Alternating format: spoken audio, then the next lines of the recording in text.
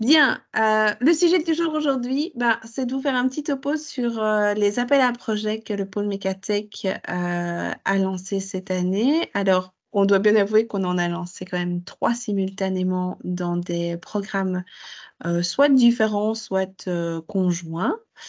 Mais c'est l'occasion de faire un petit peu le point avec vous. Il y aura un très gros focus, on verra dans le programme. Je vais lancer le programme d'abord, comme ça, comme j'en parle. C'est fait, mais donc il y aura un très gros focus sur l'appel à projet Proof of Circularity. Et alors, je passerai très, très rapidement sur les appels à projet IDF et IDF économie circulaire. Mais si vous êtes resté sur votre faim sur ces deux-là, vous pourrez encore poser des questions sur le sujet. L'équipe qui vous propose ces appels à projets pour le moment, c'est l'équipe d'Industrie du Futur que j'ai rejoint il y a déjà une grosse année maintenant, 1 an et demi.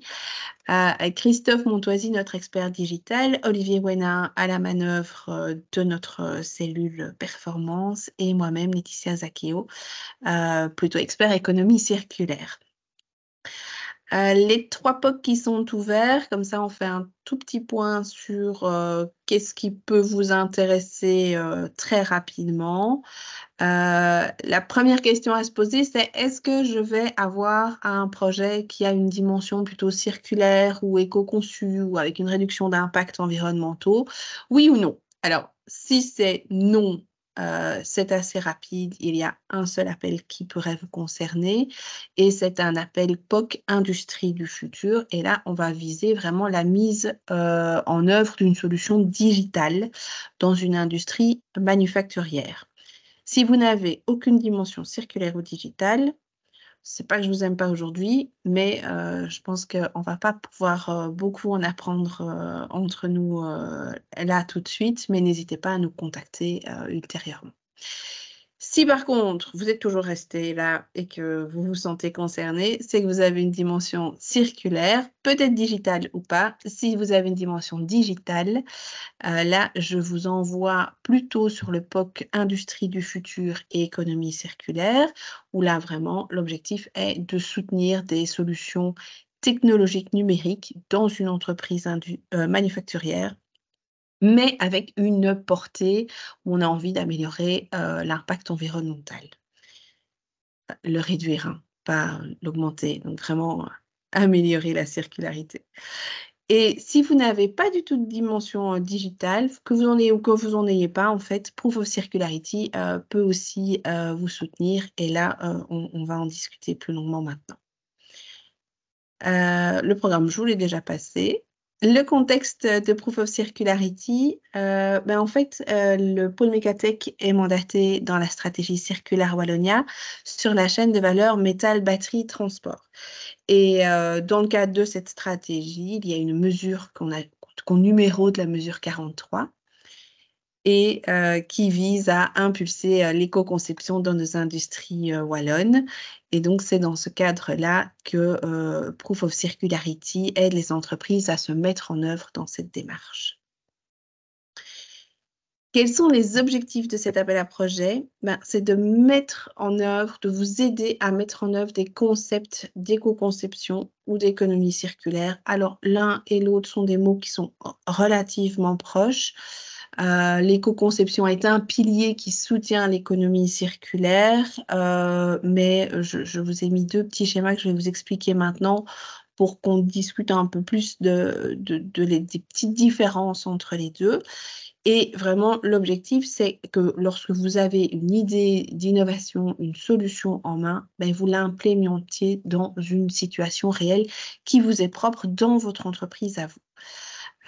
On peut avoir plein de solutions, mais qui marchent très bien déjà, mais quand on la met en œuvre dans sa propre entreprise, il y a quand même un petit temps d'adaptation, des frais à mettre en œuvre. Et donc, c'est là qu'on a envie de vous soutenir et de vous encourager. Qu'est-ce qu'on entend par éco-conception? C'est en fait la réduction des impacts environnementaux sur tout le cycle de vie d'un produit, d'un process ou d'un service. Donc, on commence par développer de nouveaux concepts. Donc là, on est vraiment au cœur du design du produit ou du service. Puis ben, on a tout ce qui est approvisionnement des matériaux, l'approvisionnement, mais aussi le choix qu'on va faire du matériau. On a tout ce qui est la ligne de production elle-même qui a ses impacts au niveau technique, technologique, déchets, énergétiques, hydraulique, etc. On a tout ce qui est impact au niveau de la logistique lorsque le produit est là et qu'on le transporte vers son utilisateur final. Et durant l'usage, l'utilisateur final va aussi émettre un certain impact avec votre produit qu'il est judicieux de réduire également. Et on peut alors allonger la durée de vie par des processus de réemploi, etc. Là, on va en parler dans les 10 R. Et à la fin, on va essayer d'optimiser la fin de vie par du recyclage ou autre en fonction du matériau que l'on a à remettre dans le circuit. Donc ça, on est vraiment sur l'éco-conception. Chaque étape de la vie de votre produit peut être une source d'impact et c'est là que vous pouvez agir. À tout niveau, vous pouvez agir d'emblée pour réduire vos impacts. La stratégie des 10 R de l'économie circulaire, elle va plutôt viser à votre façon de le faire et à la façon dont vous allez le mettre sur votre marché. Est-ce que vous allez mettre un produit sur le marché qui permet à votre client de réduire ses impacts? Est-ce que vous allez permettre à votre produit d'être réparable, rénovable? Est-ce que vous allez le ramener en entreprise pour le remettre en état totalement? Ou peut-être reconvertir votre produit avec un nouvel usage pour allonger en tout cas l'usage des matériaux qui le composent. Voilà, évidemment, on a le recyclage et la récupération qui arrivent en toute fin de stratégie possible. Là, plus on va vers la récupération, plus on est sur une économie traditionnelle linéaire.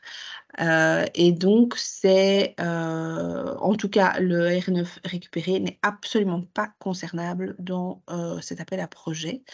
Et voilà, il y a une gradation aussi dans vos objectifs, dans les objectifs qui sont, dans les stratégies ici qui sont mises et dans les objectifs qu'on vous invite à répondre grâce à votre projet. Voilà. Alors, je n'ai pas de visibilité sur le chat, donc ce que je ferai, c'est que je vous propose de mettre toutes vos questions au fur et à mesure que ça arrive et dans votre tête, et voilà. Et on fera un petit point à la fin de notre petite séance. Donc, le cadre des projets, quel type de projet vous pouvez demander de financer dans notre appel? C'est d'abord de financer de la mise en situation réelle. On n'est donc pas sur un projet de recherche, de développement. On est vraiment sur, on a la maturité de la solution qui est là, elle est prête, mais il faut la mettre en œuvre en situation réelle. D'une innovation circulaire ou éco-conçue, ça, je pense que je viens déjà de vous en faire la définition complète juste au-dessus.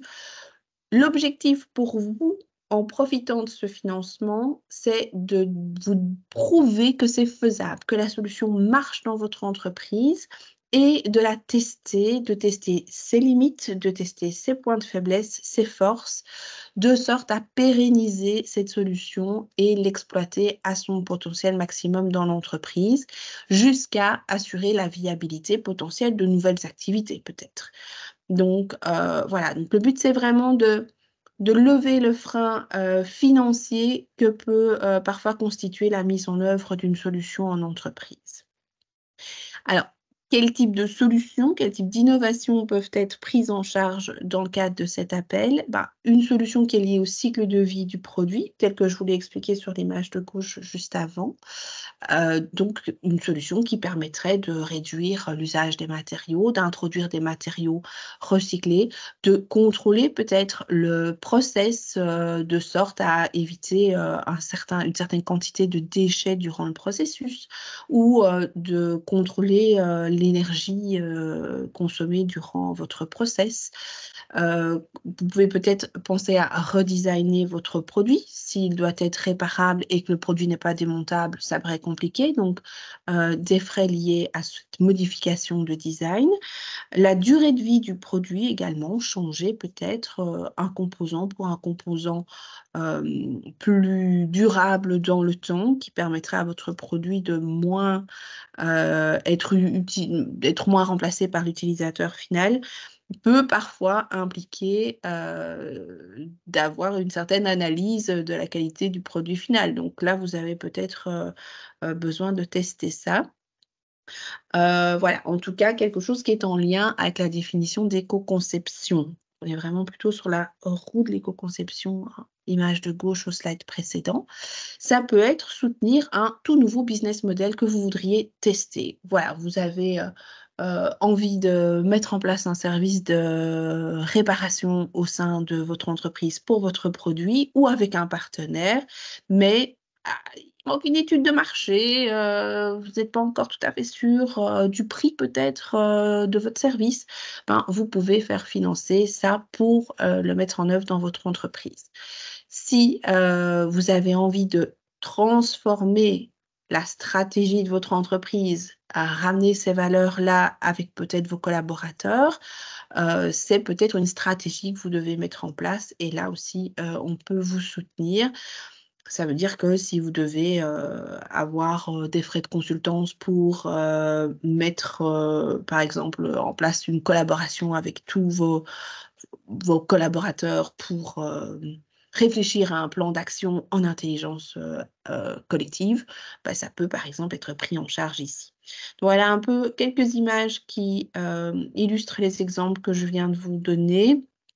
Donc, heu, contrôler, quelque chose sur, mesurer pour contrôler, quelque chose sur votre ligne de production, mettre en place une techno, ça peut être pris en charge ici, même si vous avez l'autre appel à projet, qui peut aussi vous soutenir. Donc choisissez celui qui vous paraît le plus probant dans les objectifs que vous menez.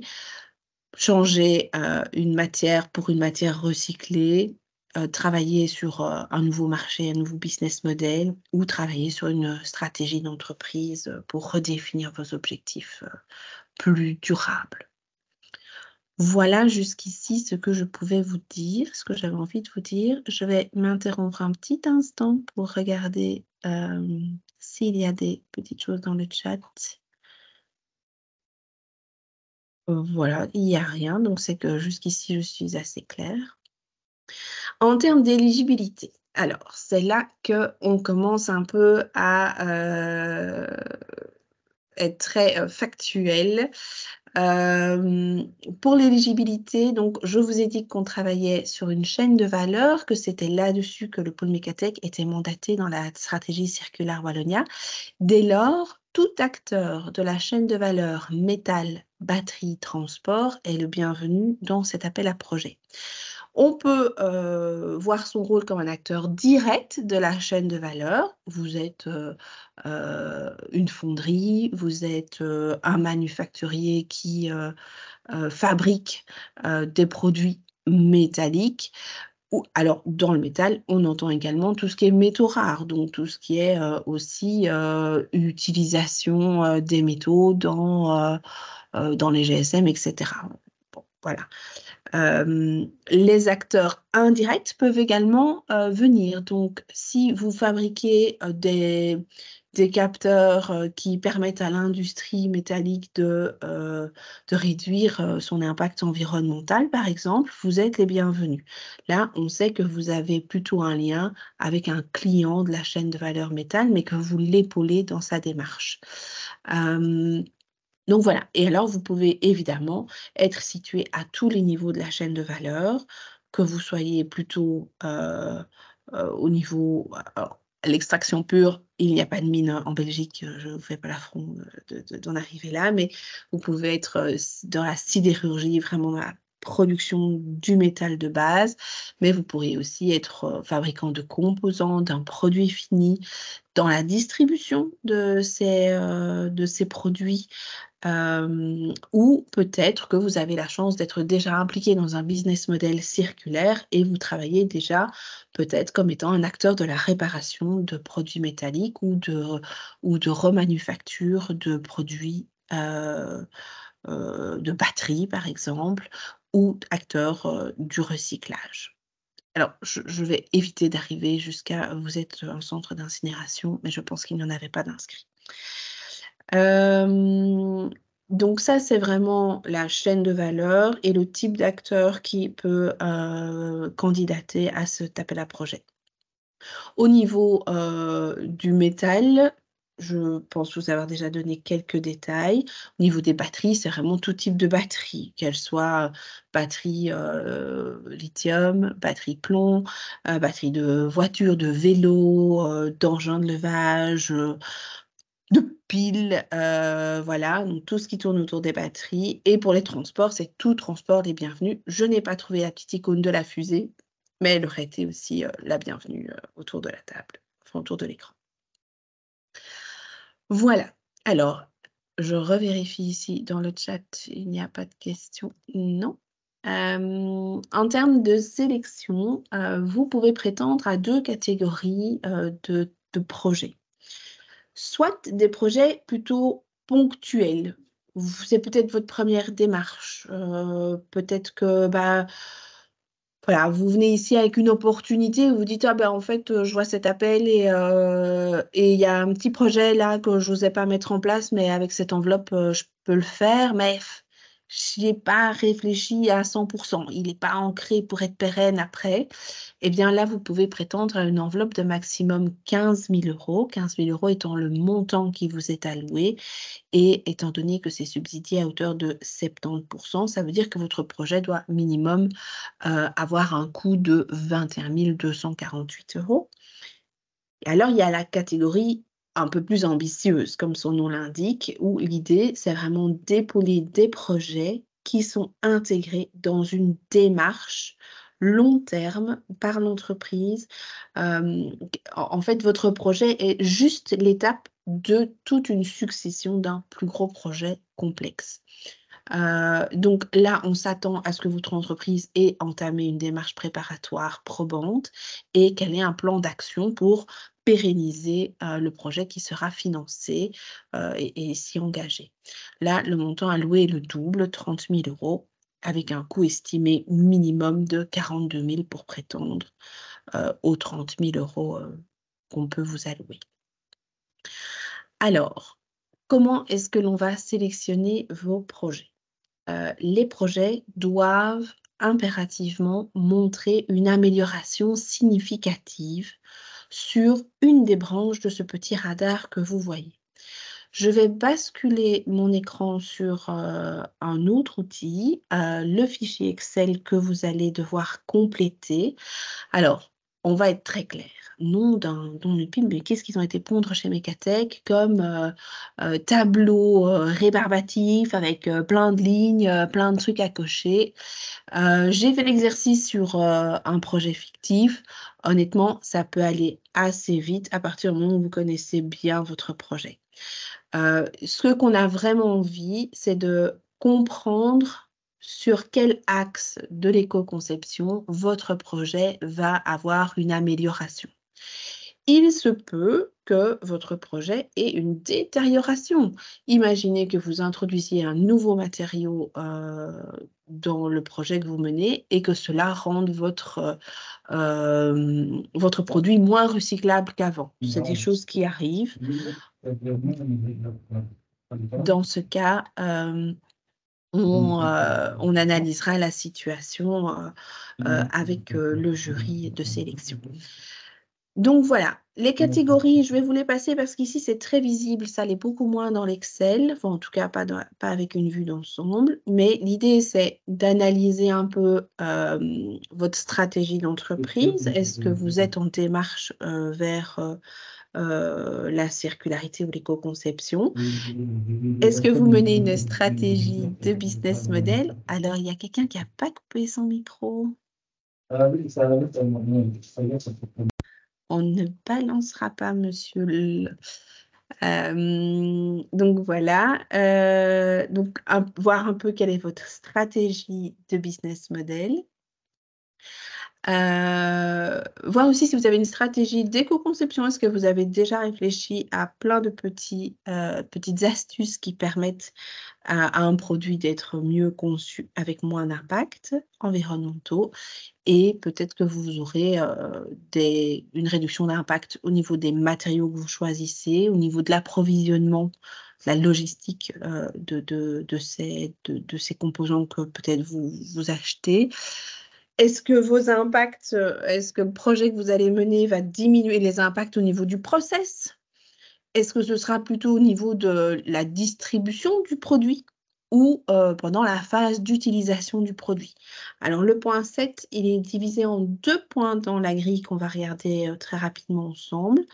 Le premier point étant, la première phase d'utilisation. Le premier utilisateur final l'a en main, il le consomme, il l'utilise à son maximum et puis en fait, il n'en a plus envie, il s'en délaisse et plutôt que de le jeter, le 7.2 visera plutôt à donner une deuxième vie au produit et vous challenger sur est-ce que votre projet, propose justement une deuxième vie, troisième vie, une vie multiple au produit? Hem et que c'est ça, votre projet? Ou est-ce que vous améliorez la gestion de fin de vie? Voilà, ça, c'est le résultat final que le jury va analyser. Évidemment, on ira un peu plus loin que le graphique et on regardera ce que vous avez mis dans le fichier Excel. Il y a une question dans le chat, si tu désires. Allons-y. Je vais la lire. Est-ce qu'une étude ACV pourrait rentrer dans ce cadre? Oui. Oui, c'est assez clair. Oui, si vous a alors, je ne sais pas quelle est la question. Si vous avez fait une étude ACV et que du coup, ça vous permettrait de répondre à la grille de sélection, bah, évidemment, vous allez être largement, avantagé. Ce sera très facile pour vous, de montrer, ce que bah, montrer le niveau auquel vous êtes quand vous allez répondre aux questions. Est-ce que la question est-ce qu'une étude ACV est finançable par, l'appel à projet? C'est toujours la même réponse, c'est oui aussi et donc là, avoir un peu peut-être faites-vous aider par le consultant pour voir, le score, que vous pourriez envisager après le projet, jusqu'où, il vous suggérerait d'avancer, dans les points. Mais à mon sens, à vue de nez comme ça, vous allez avancer sur la stratégie d'entreprise. Vous n'aurez pas encore, la mise en œuvre, d'une technique ou quoi pour réduire un impact tout de suite après le projet, mais vous allez déjà améliorer votre stratégie d'entreprise. Est-ce que ça répond correctement à votre question? Faites-moi un petit signe, un petit mot dans le chat peut-être? Oui, merci. Eh ben parfait. Voilà, je change de fenêtre et on va parcourir.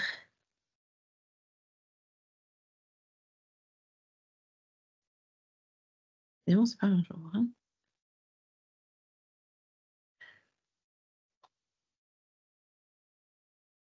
Ouais, mon ordinateur a décidé d'attendre. Donc si vous avez des questions, c'est le bon moment. Comme ça, on perd pas de temps, on rentabilise un petit peu. Je crois que je lui en demande trop ces temps-ci.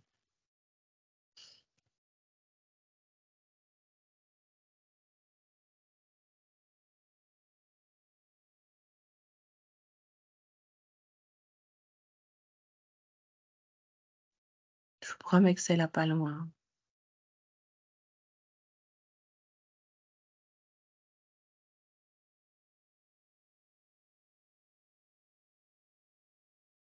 Étant donné que je vois Manon qui bouge, je sais que mon ordinateur n'a pas totalement planté. Il y a encore quelque chose qui fonctionne.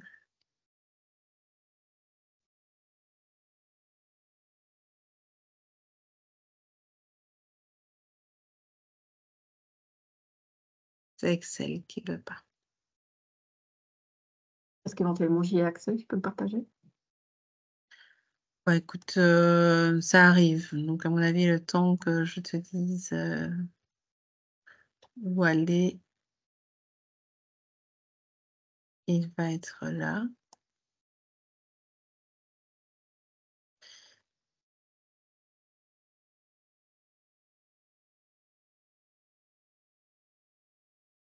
Enfin, je crois. Moi, je suis dedans. Maintenant, est-ce que Teams peut bien aller dedans?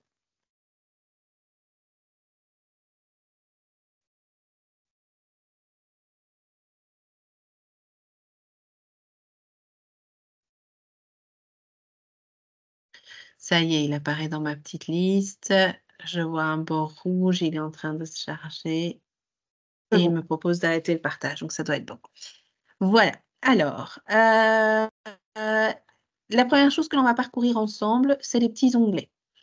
Alors le premier, c'est le fonctionnement de l'outil. Bah, c'est un petit peu moi, sans la voix, sans l'image et sans le Teams, mais c'est un petit peu ce que je vais faire maintenant, c'est vous expliquer comment ça fonctionne.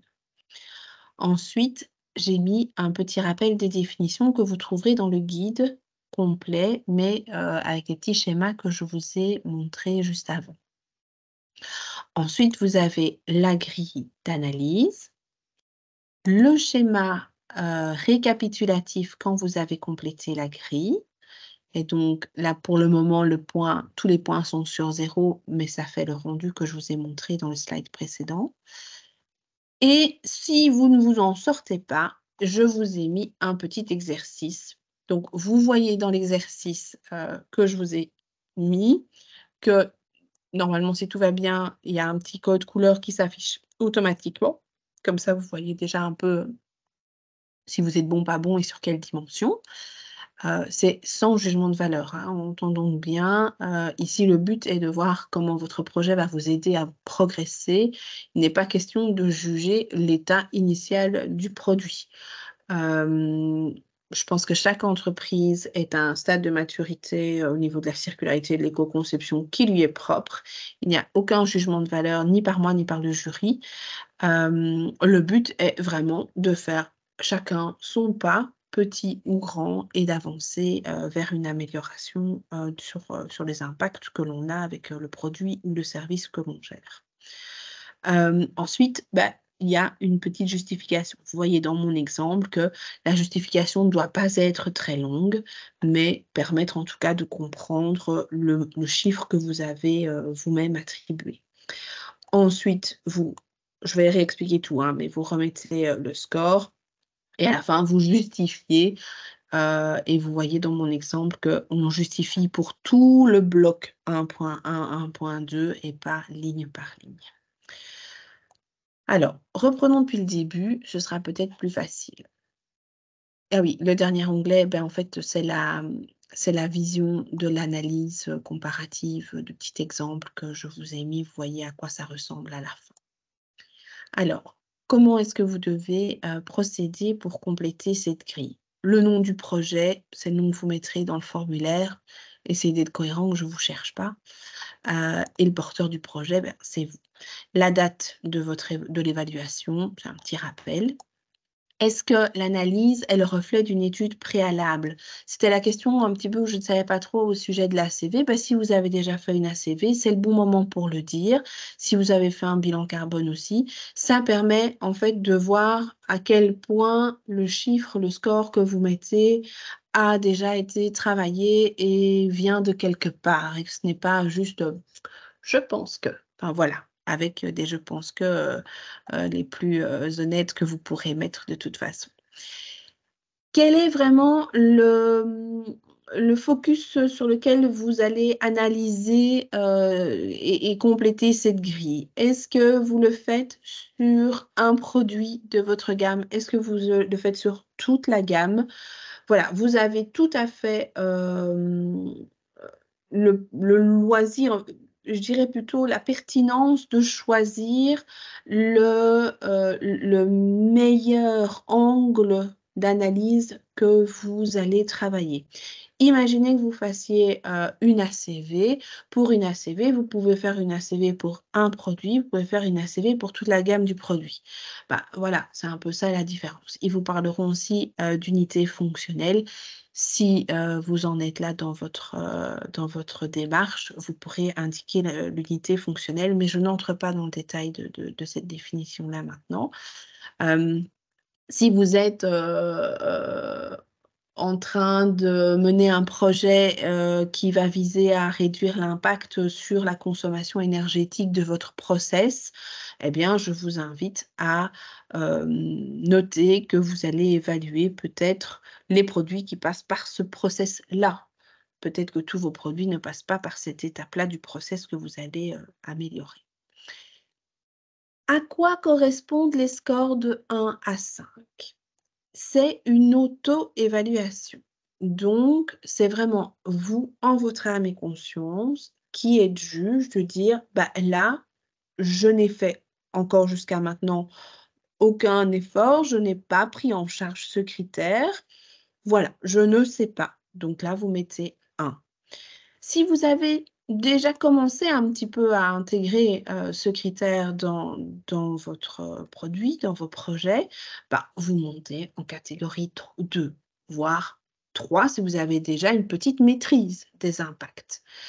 Si vous estimez avoir déjà bien travaillé dessus, mais qu'il y a toujours à améliorer, vous êtes au niveau 4. Et puis au niveau 5, c'est là, vous avez totalement maîtrisé le critère, c'est bon, vous savez qu'il n'y a plus d'impact environnemental à partir de ce critère-là. Les parties, les sections qui sont indiquées, je les ai parcourues avec vous, donc ça, je ne le fais plus. Alors on va parcourir quelques questions, hein, par exemple sur la stratégie d'entreprise. Est-ce que vous avez une stratégie, une politique de réduction d'impacts environnementaux définie? Est-ce que vous avez vraiment un plan d'action stratégique dans l'entreprise? Le 1, c'est non, je n'ai rien de tout ça. Le 2, c'est j'ai commencé ma démarche, peut-être. Le 4, c'est ah oui, je suis en cours avec un consultant, on l'a pas encore finalisé, mais là, on est presque à la fin de la finalisation. Le 5, évidemment, vous avez ce plan en main. Ensuite, par rapport au business model, là, je vais vous avouer, c'est long parce qu'il y a beaucoup de petits critères, mais en fait, vous savez très vite, est-ce que votre produit, il est réutilisable? Est-ce qu'il est remanufacturable? À quel point? Un petit peu, à 100 c'est juste dans les cartons et dans vos idées? Voilà, donc c'est là que vous pouvez répondre à ces questions-là. Sur l'éco-conception, on va plutôt vous demander des techniques d'assemblage ou de démontage, le nombre de composants que vous utilisez. Plus vous avez de composants dans un produit, moins il est éco-conçu. Plus vous avez amené des stratégies de standardisation, par exemple, plus on pense que vous avez réduit les impacts environnementaux pour avoir une autre stratégie, peut-être de business model qui vient aider. Souvent, l'éco-conception soutient un business model. L'impact des matériaux, on va aussi vous demander d'un peu analyser les choses. A priori, ce sont des questions qu'un porteur de projet a assez facilement en main. Si par contre vous vous dites: «Ah bah, je ne sais pas moi, choix d'un transport à impact environnemental», vous êtes tout au début de la chaîne, donc vous êtes le premier maillon, personne ne vous approvisionne, ça peut toujours arriver, hein, je ne sais pas. Vous avez quand même le loisir de mettre NA ici, voilà, c'est pas d'application. Donc vous voyez que sur les cellules ici, la façon, dont on complète les chiffres, bah, on va sur la petite flèche, on choisit 1, 2, 3, 4, 5 ou NA à défaut. Sur les impacts de transformation, on va vous challenger un peu sur les déchets de production, les ressources hydriques. Est-ce que vous avez prévu ou pas une gestion optimale des eaux durant votre process? Est-ce que vous utilisez les meilleures technologies à votre disposition qui visent à réduire un impact? Peut-être que vous avez déjà travaillé longuement sur la digitalisation circulaire, on va appeler ça comme ça. Comment vous mettez en œuvre la livraison de votre produit? Et puis ici, par rapport à l'usager, qu'est-ce que vous lui permettez de faire pour réduire ses impacts durant la phase d'utilisation? Soyez honnête, hein, si vous avez de l'obsolescence prématurée et que vous le savez, mettez-le. Voilà, ici, je vous rappelle qu'il n'y a pas de jugement de valeur. Ensuite, vous avez des questions sur la prolongation de l'utilisation. Qu'est-ce que vous mettez en œuvre pour que votre produit puisse avoir plusieurs vies? La gestion de fin de vie, on est plutôt sur les filières de recyclage, les possibilités de compostage. Je pense que dans notre chaîne de valeur, c'est un peu compliqué, mais voilà, sait-on jamais. Dans ce cas-là, si c'est pas possible, vous mettez NA, bien évidemment.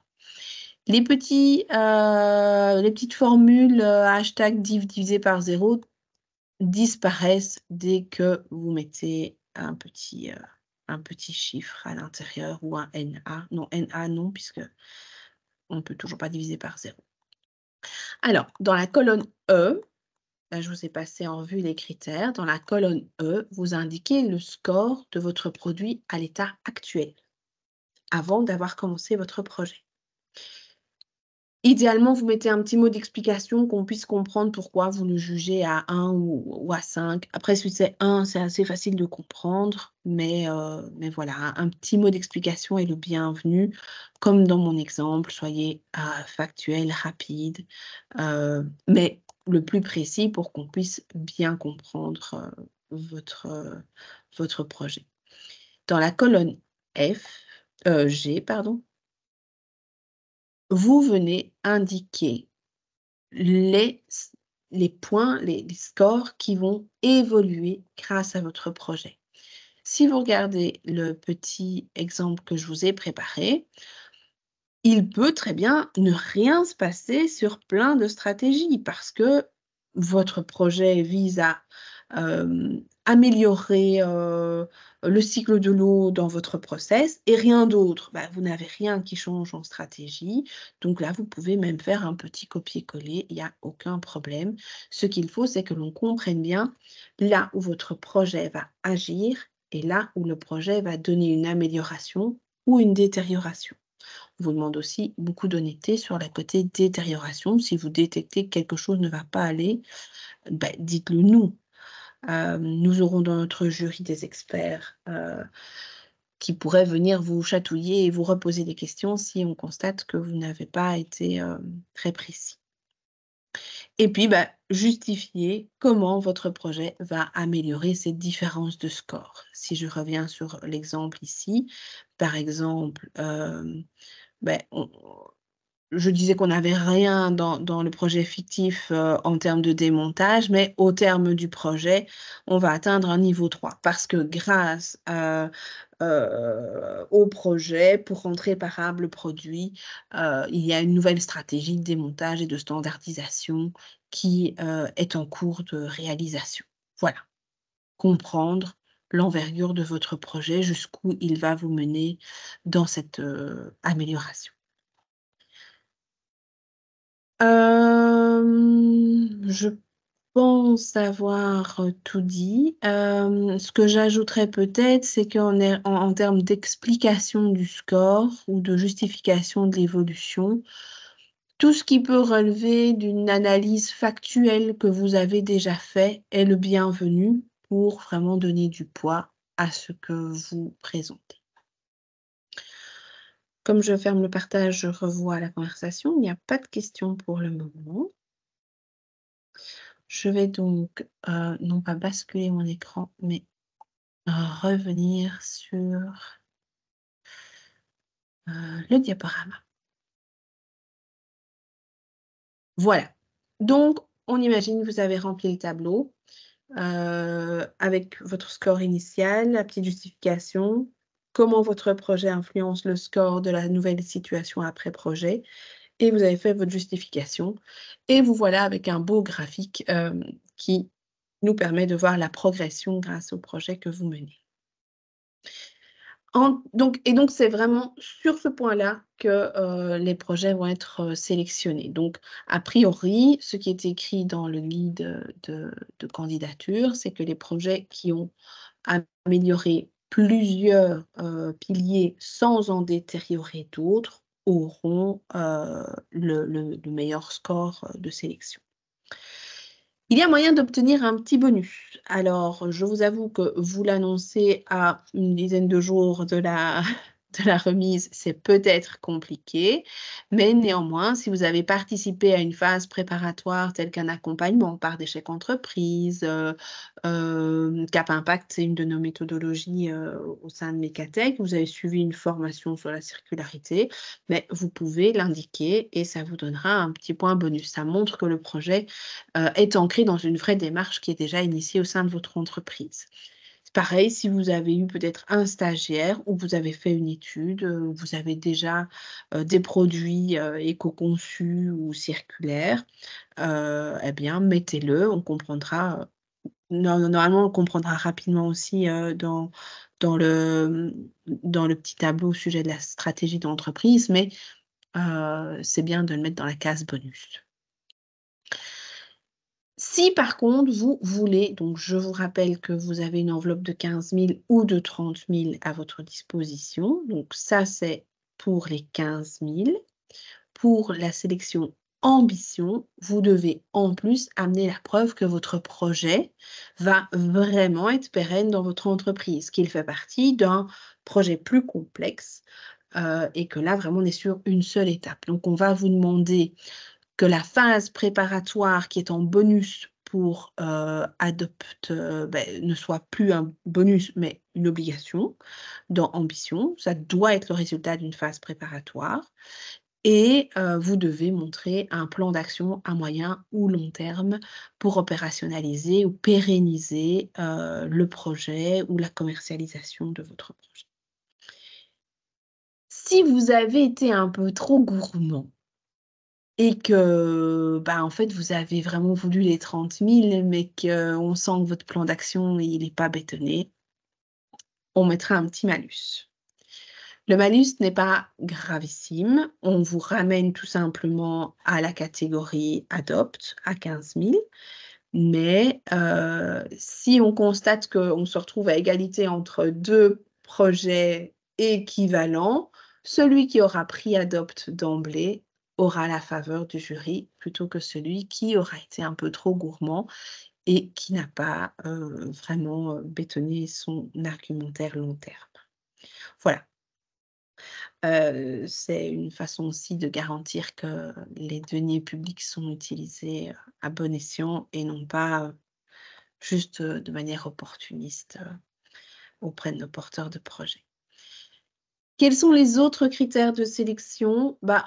Que vos objectifs soient en lien avec les objectifs fixés par, la stratégie Circulaire Wallonia et les définitions d'éco-conception économie circulaire, que vos coûts soient adaptés, qu'on ne se rende pas compte que, un consultant est en train de vous demander un prix astronomique, pour, quelque chose dont on connaît la valeur. Le jury peut éventuellement revenir vers vous, hein, dans ce cas-là. Montrer que, le degré d'innovation dans votre entreprise ou par rapport au marché est bien là, que ce n'est pas quelque chose qu'en fait vous reproduisez déjà dans l'entreprise, hem et qui est déjà, connu. Donc voilà, le degré d'innovation, on entend bien par innovation une innovation par rapport à votre entreprise. Ça ne doit pas nécessairement être, une innovation, de rupture, un truc, de fou, sur, le marché qui n'a jamais été vu. Donc si déjà c'est une innovation pour vous-même, c'est déjà un très bon point. Évidemment, les autres impacts que ceux qui sont analysés dans la grille, les impacts économiques, sociaux, sociétaux, donc que ce soit de la création d'emplois, un retour sur investissement, où on voit que peut-être vous allez redessiner les chaînes de valeur et avoir de nouveaux partenaires qui seront peut-être plus résilients, plus locaux.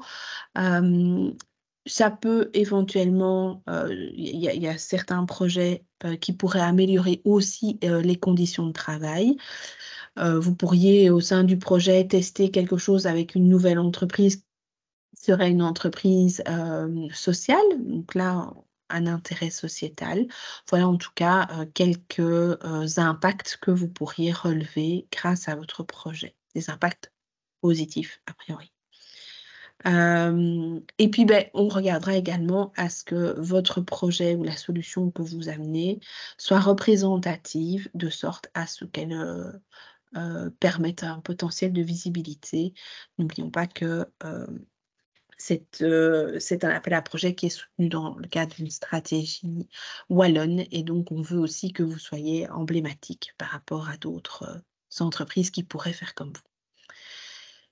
Les frais éligibles, je vous l'ai déjà dit, c'est 70% du montant. Je vous invite à bien détailler votre budget, qu'on comprenne bien la part des 30% qui sont pris en charge.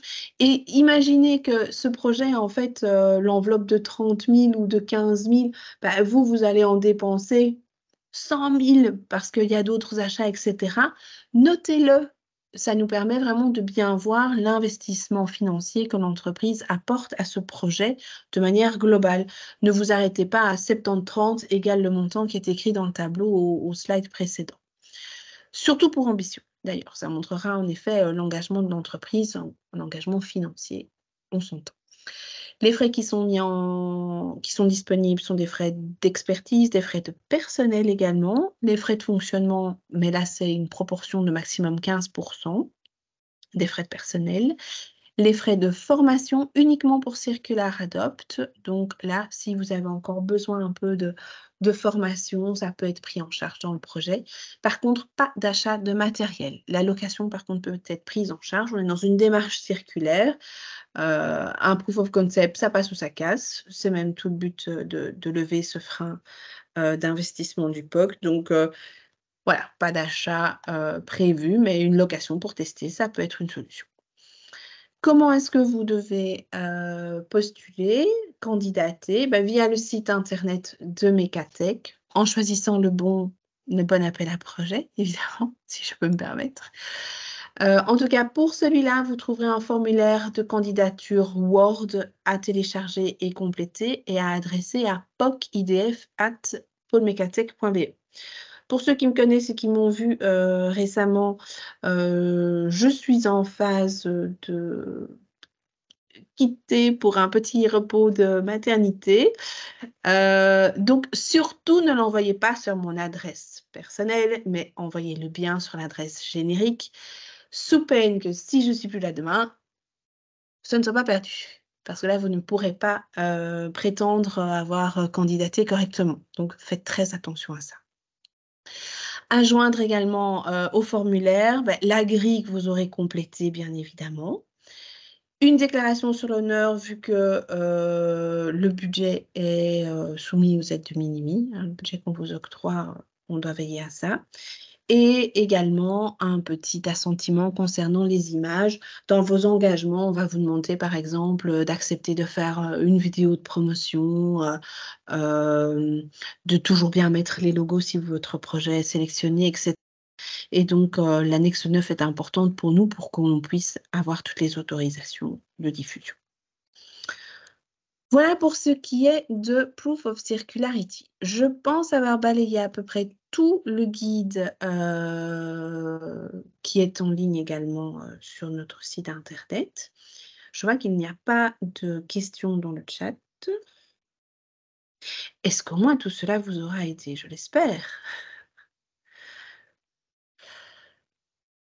Bon, je vous l'avais promis, je vous fais un point beaucoup plus court par contre sur les autres appels POC. Alors, le premier, c'est Industrie du futur et économie circulaire. Son objectif est vraiment de financer l'implémentation en entreprise. Donc, on est toujours sur une phase de mise en situation réelle dans l'entreprise, ça ne change pas.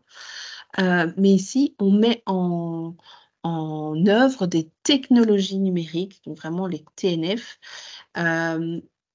Oh il y a un petit accroc sur mon image qui superpose mon texte, je n'aime pas ça. Qui vont par contre être soutenantes, facilitatrices pour progresser dans votre approche circulaire. Donc là, les deux dimensions sont importantes, digitalisation et circularité. Je vous ai mis un petit schéma, comment je vais dire, les critères de sélection, les objectifs auxquels vous devez répondre en termes de circularité ne reposent pas tout à fait sur les mêmes définitions, les mêmes schémas. Globalement, on dit toujours la même chose, mais je préfère vous expliquer le schéma qui vous est donné dans les objectifs de cet appel POC. Donc là, l'idée, c'est que quand on est dans une situation purement linéaire, dans une économie linéaire, à chaque étape entre l'extraction, la fabrication des composants, l'assemblage de produits, la commercialisation, à chaque étape, votre produit prend de la valeur. Donc le kilo de métal que vous avez extrait devient plus cher à partir du moment où ça devient une tôle, à partir du moment où cette tôle devient un châssis, à partir du moment où ce châssis est vendu par un distributeur. Et en fait, ce kilo d'acier est à sa valeur optimale, maximale, sous la forme du châssis attaché à la fenêtre. Et là, pour conserver cette valeur optimum, on propose de mettre en place des stratégies d'économie circulaire telles que la réparation du châssis avant de le changer, sa maintenance avant même d'en arriver à la réparation.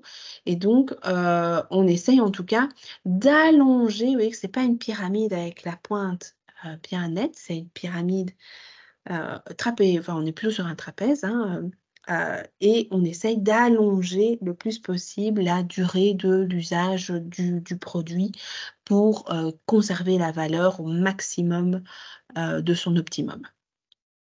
Et par contre, dans une industrie linéaire, à partir du moment où le châssis, on le retire, on le benne, on le met au recyparc, et de toute façon, on ne sait rien en faire dans l'état, et ben, c'est une perte de valeur sèche normalement, bam, bam, bam, bam, bam, et on devient 0 € pour ce kilo d'acier qui a été extrait à la sueur du front de certains enfants. Pardon, je n'ai rien dit. Mais voilà, on sait quand même tous les conditions aussi d'extraction que parfois on peut connaître dans d'autres pays. Et donc là, l'idée de la circularité qu'on vous propose, c'est de mettre en œuvre des stratégies de réemploi, récupérer ce châssis pour le mettre chez le voisin, peut-être qu'il a la même dimension, ce serait top. Peut-être le reconditionner, faire en sorte qu'on lui redonne un petit coup de neuf avant de le revendre. Le réusiner, où là, on va peut-être transformer certaines pièces pour l'améliorer par rapport à la nouvelle technologie.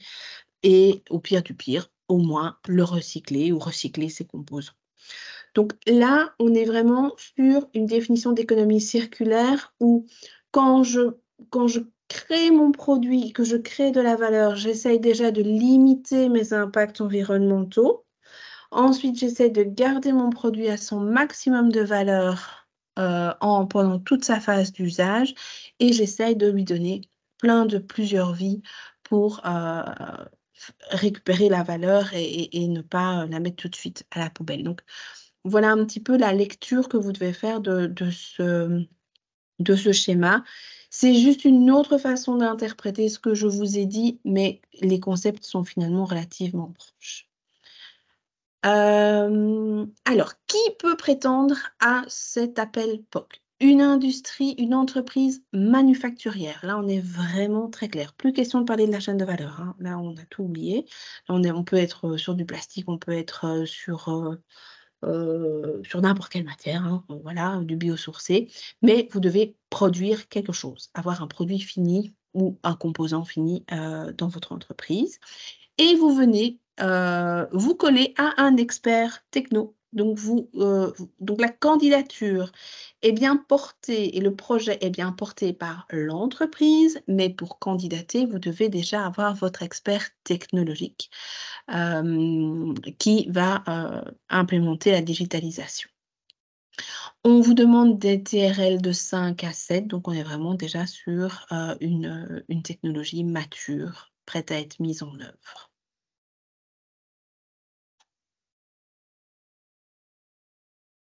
J'ai une souris, mais elle ne clique plus. Je t'ai dit que c'était pas mon jour. Voilà.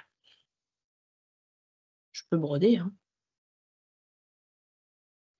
Je fais beaucoup TRL, je vois que j'ai une petite question dans le chat. Je vous avoue que l'acronyme, c'est level, enfin bref, en anglais, je ne le connais pas, mais je vais vous expliquer le concept. C'est une échelle, en fait, qu'on utilise dans le cadre Merci France. Dans le cadre de l'innovation qui dit que un produit, il est d'abord en recherche et développement et donc c'est son échelle d'évolution dans la création d'une innovation. Voilà, j'avoue ne pas avoir potassé ma théorie, mais c'est mon interprétation, petite vulgarisation. Je peux retrouver le lien, mais il faudrait pour ça que mon ordinateur se réveille. Ah, mais il avait changé le slide, voilà. Donc, normalement, si tout va bien, vous voyez, maintenant le montant, qui peut être alloué. Donc c'est un montant maximum de subsides en main de 22 300 €, avec une subsidiation à 70 aussi. Vous devez candidater pour le 25 avril. Donc le précédent, c'était 15 et si vous avez un petit peu plus de temps, c'est le 25. Et c'est une candidature totalement en ligne. Donc là, vous avez un formulaire Google à compléter. Attention qu'il y a aussi les documents, donc il n'y a pas la grille de sélection, mais il y a, les aides de minimis et l'assentiment pour, les images aussi à compléter. Quels sont les critères sur lesquels, les projets vont être, jugés, sélectionnés? On est toujours sur le côté représentatif de la problématique. Ici, on demande même peut-être à aller jusqu'à montrer que c'est une innovation dans les domaines stratégiques, heu, qui sont, donnés, par la Wallonie. Voilà, en tout cas, on doit comprendre que votre problématique est représentative d'une innovation, quoi, que ça reste une innovation. Vous devrez évidemment montrer tout le caractère circulaire du projet. Vous devrez montrer qu'il y a un potentiel d'amélioration en termes de circularité, de résilience et d'agilité, que le degré de qualité dans la méthodologie est maîtrisé, que votre plan d'action tient la route et que votre répartition budgétaire également tient la route. Toute démarche préalable, qui aura été réalisée, soit sur le côté digitalisation, soit sur le côté circulaire, seront, les bienvenus et tout ce que vous pourrez nous décrire comme permettant de pérenniser la solution que vous allez mettre en œuvre, sera évidemment fortement apprécié. La représentativité de l'entreprise également, n'oublions toujours pas que ce reste des deniers publics et donc on a envie, aussi de vous rendre ambassadeur, et donc que votre projet soit représentatif, et puisse inspirer d'autres entreprises. Que les résultats soient transposables, là c'est souvent plutôt, l'expert qui aura cette compétence-là et un potentiel de visibilité donc voilà, toujours la même chose. Mmh. Et le nombre de références et de cas d'usage qui ont été mis en place, seront utiles. Évidemment, c'est la dernière ligne, mais c'est pas du tout la moins importante. L'impact environnemental et économique, je dans impact environnemental et économique, vous pouvez reprendre, la même description que ce que je vous ai fait tout à l'heure. Création d'emplois, retour sur investissement, l'impact social et sociétal peut également, fortement être apprécié, par les jurys. Hem, Petite subtilité sur, la candidature, j'ai oublié de vous le dire. Ici, si vous avez envie de joindre un descriptif plus complet écrit de votre main, il y a aussi la possibilité pour vous, vous dites: «Oh ouais, mais dans l'échange, je ne peux pas, dire tout ce que je veux, je ne peux pas donner une vue globale». On vous invite à, dans le questionnaire de candidature, à remettre une petite rédaction qui nous permettrait de bien comprendre, les tenants et aboutissants de votre projet et tout ce que vous avez envie de mettre en œuvre, dans vos objectifs. Voilà un petit peu pour celui-ci. Il me reste à vous parler brièvement du POC, Industrie du futur. Alors pourquoi est-ce que je vais être beaucoup plus brève? Parce que, à part tout ce qui est circulaire, je pense que pour le reste, je vous ai déjà pas mal expliqué les choses.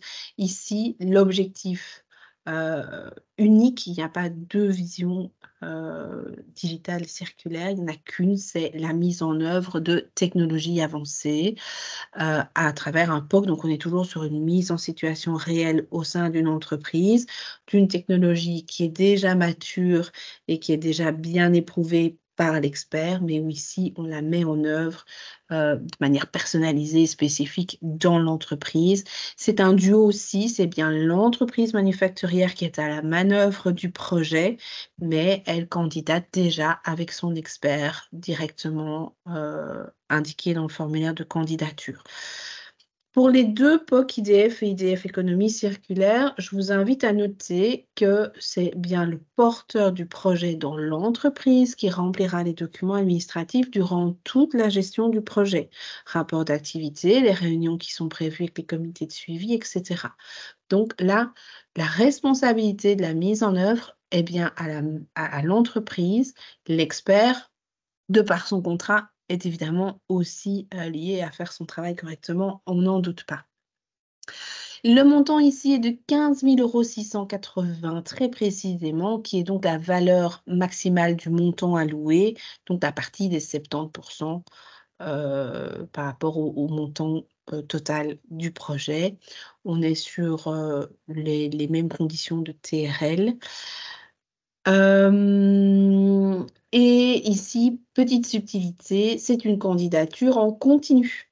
Donc, premier arrivé, premier servi. Il y a 10 POC maximum subsidiables. Alors, on dit 10 maximum subsidiables, mais en fait, c'est l'enveloppe totale qui est disponible, qui sera couverte.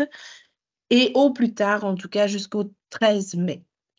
La candidature se fait sur le site internet de Logistique in Wallonia, qui est notre qui est à la manœuvre et le partenaire dans ce projet. Et donc là, vous pourrez trouver le formulaire en ligne également.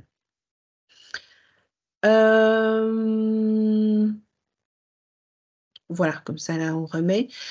Juste un petit mot, c'est un projet qui est porté avec beaucoup de partenaires. C'est aussi pour ça que je tenais à mettre ce visuel-là. Donc, c'est pour bien vous montrer que on est vraiment sur tout type d'entreprise manufacturière. Ça peut être de l'aéro, ça peut être du médical, ça peut être du chimique, ça peut être de l'alimentaire, ça peut être du mécanique. Voilà. N'hésitez pas à voir avec les autres pôles si jamais, mais grosso modo, on est quand même tous embarqués dedans. Je voulais ajouter une petite chose. Oui, j'ai évoqué très rapidement, donc en candidatant, pour les 3 appels à projets, il y a une obligation d'assister à un comité d'accompagnement ou comité de suivi. Donc lorsque vous candidatez, la date de candidature est à chaque fois indiquée sur, les slides. Par contre, le jour où vous êtes notifié comme quoi votre projet est sélectionné, on vous donnera les dates précises des comités, d'accompagnement. Vous devrez rencontrer le comité en début de projet pour un kick-off.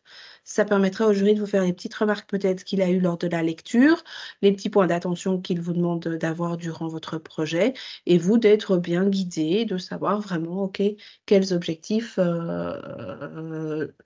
KPI vraiment de performance vous allez essayer de relever durant votre projet. Ça, c'est le kick-off. Ensuite, il y aura une rencontre en milieu de projet, voir un peu où vous en êtes. Est-ce que ça va? Est-ce que ça ne va pas? Quelles difficultés vous rencontrez? Comment vous y répondez? Il peut arriver à ce moment-là que vous vous dites: «Écoutez, moi, en fait, je n'y arrive pas. On vient de comprendre que ça ne marchait pas. On ne sait pas aller plus loin». Et ben, voilà, on arrête en bon père de famille et on ne vous impose pas de continuer et de remettre, des KPI de plus en plus poussés pour rien. Voilà, on est là aussi pour, dialoguer, vous aider. Parfois, il y a un petit problème et les experts qui font partie du comité peuvent aussi venir rebondir et vous dire: «Ah beh, peut-être que telle ou telle chose peut être dirigée de telle ou telle façon». C'est aussi le moment où on peut revoir un peu où on en est dans le budget, si on a bien compris tous les frais éligibles et cetera et de faire un petit check, on va dire plutôt administratif. Ensuite, on a un dernier rendez-vous à la fin du projet, vraiment les derniers jours de la mise en œuvre. Je ne vous ai pas dit ça. La mise en œuvre pour tous est clôture fin octobre, à quelques jours près, hein. Voilà, en fonction de chacun, il y en a un c'est le 30, il y en a un c'est le 29, voilà. À lire très bien dans votre guide du POC auquel vous prétendez. Mais donc c'est fin octobre avec la remise des pièces administratives dans le courant du mois de novembre. Donc les dépenses sont éligibles à partir de la notification jusqu'à fin octobre. Lisez bien les notifications qu'on vous donnera avec la date exacte qui sera répétée dans la notification. Et donc, 3e rendez-vous avec le comité, à ce moment-là, finalement, pour voir ce qui a bien marché, ce qui n'a pas bien marché, discuter des dépenses, vérifier finalement de ce que vous allez mettre dans le rapport final. Et là où vous devez mettre un point d'attention et là où vous avez peut-être une explication à donner. Il arrive que des montants doivent être un peu revus aussi, donc l'administratif, le budgétaire est parcouru lors de cette réunion. Voilà, le but vraiment est de vous aider à avancer parce que la dernière chose que l'on fait aussi lors de cette dernière réunion, c'est de voir et pour pérenniser, de quoi est-ce que vous avez besoin et comment est-ce qu'on peut vous aider et vous diriger vers d'autres financements ou d'autres technologies.